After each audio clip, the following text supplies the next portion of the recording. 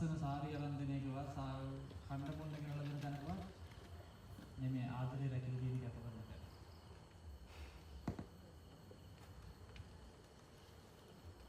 දෙන්නගෙන් එක්කෙනෙක්ට කැප කරන්න වෙනවා. එහෙනම් ආදරය කරන්නේ පෞ ජීවිතයේ ලස්සනට තියාගන්න පුළුවන්. සන්තෝෂෙන් hina වෙලා ඉන්න තැන නම් මට සිද්ධ වෙනවා මගේ සන්තෝෂය අයින් කරලා අරයාගේ සන්තෝෂෙ විඳින්න. ඔතන නැතිනවා. හැබැයි එකම අනිත් පැත්ත එයාටත් තියෙනවා.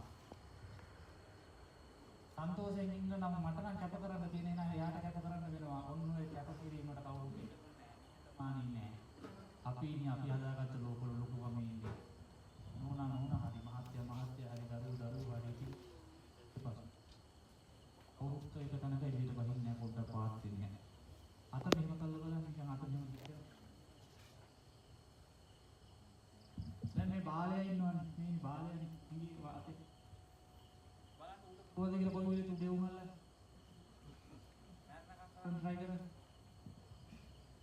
නිකන් මේ උඩේ උමල්ලා යන්නේ නේද බාලයා. ඒක ඉන්දියාවෙන් මූට බලන්න පුළුවන් නම් මේ හතර අල්ලන්න.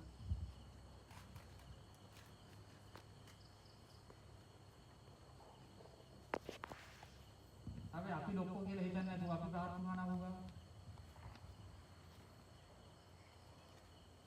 බලන්න. එහෙනම් උරුවස් අඩි 5ක් උසයි නම් මම අඩි 6ක් උසයි නම් උරුවස් යන්න මම මොකද කරන්නේ? පාත්‍රය යන්නේ කාලවල බේරේ. ඕන උරුවස් එකක ඉන්නා නම් සමහර තැන්වල ප්‍රශ්න පිට.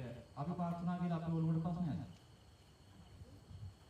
මහත්ය ඉන්නවා නම් උරුවස වගේ සමහර තැන්වල එතන ඔළුව පාත් කරන එක නෝනට ප්‍රශ්නයක් නෑ.